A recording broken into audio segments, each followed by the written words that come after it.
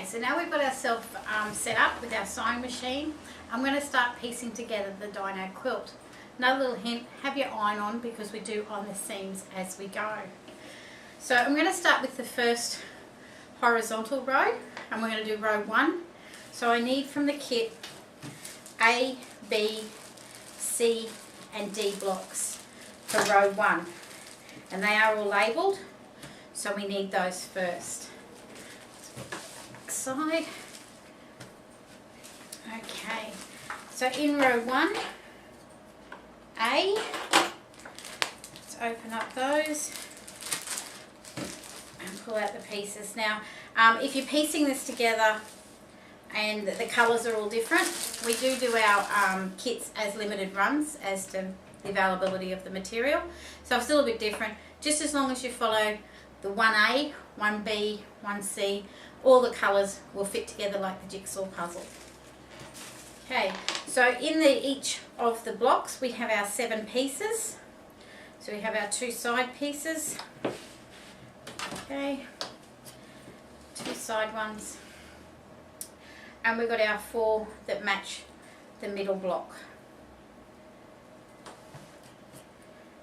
So a little bit of patience, a bit of time just to set this out as we go, because it does all piece together a certain way.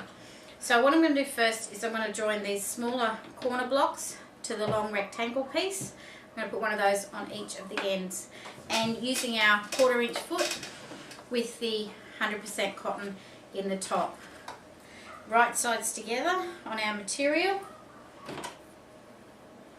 I'll just piece those together now. Okay, so I've put the smaller ends onto the long rectangle, and I've taken it over to the iron, and I've ironed the seams towards the middle. And I'm going to do that on each one so they all sit flat and sit nice under the quilt. Now we need to have a look as to what side of the middle block we need to place these two. So this one being 1A, it is against the sashing. So if we were to put this colour from block B, 1B, on that side, it wouldn't match. So the sashing's black, so it needs to go on the outside. And this next block, number 2, the colours match there.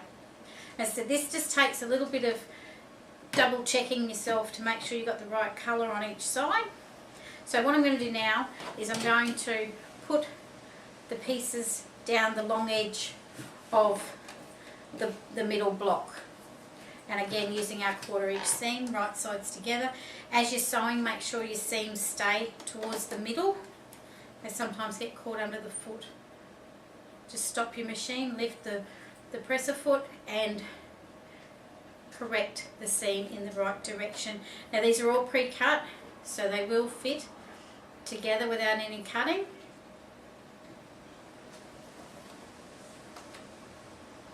So I'm just going to put those 2 long sides on each of the middle block. Okay, so I've put the 2 long sides down on the block, and I've pressed it so that the seams are facing towards the outer edges of the block. So that's our block 1A. So let's go to 1B, again in its separate little bag, and we're going to do the same again. Now this block, we need to just put again the pieces for the sides and our 4 corner pieces, so we can see that that's going to join onto 1A. It's going to go 1B. This is up the top where the sashing goes, so we know the black one will go up there. And this piece is obviously going to be from the row below, and it'll be in row 2B. So we're going to put that together like that. Again, iron it, and we'll come back. Iron them again where the seams are facing in towards the rectangular piece. And I'm now going to place them onto the top and bottom of this, or each of the long sides. again checking which colour needs to go on the top or the bottom. Okay, so I've now put the pieces on the top and bottom of this block and ironed it so our seams are facing towards the outside, and you'll find that will join onto our 1A block to 1B.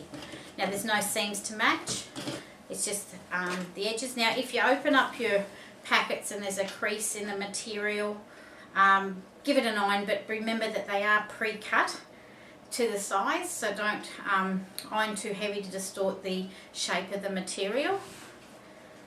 Okay, so I'm just going to join this A and B together for row 1. Okay, so there we go, we've got row 1A and 1B joined, and you can see the jigsaw pieces going into each one. So let's get our 1C.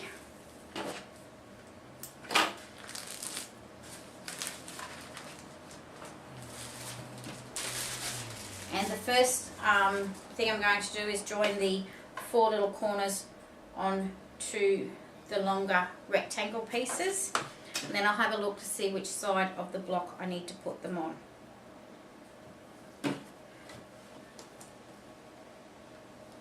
Okay, so I've joined the smaller blocks to the ends of the rectangle, and I'm just going to take the time to have a look. It's joining onto 1B. This middle piece goes up and down, where this one goes across. So the material that needs to go there matches, and then this one will go on the other side. And if we have a quick look, row 1D, that's the material that it'll be joining to, like the jigsaw puzzle. So let's join these 2 side pieces on. Okay, so I've now joined the 2 side pieces onto the middle piece of the block, and we can see it's going to attach to 1B, and this is 1C. So I'm going to sew that one down and join that on. And there is 1C joined on to 1B. So let's have a look at the last block in this row 1.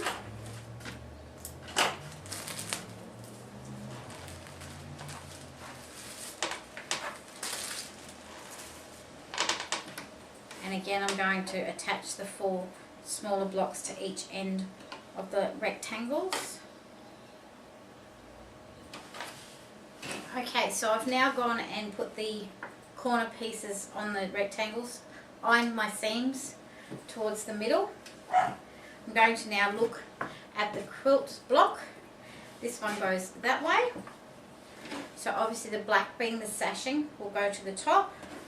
And if we have a look, this will be the colour from row 2D. So I'm going to place that on. So I'll sew those on.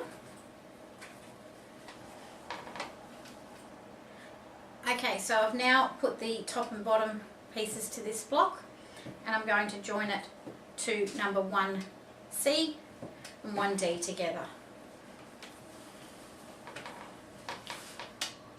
Okay, so we've put that last row 1D onto the end, and as you can see, we've now got row 1 put together.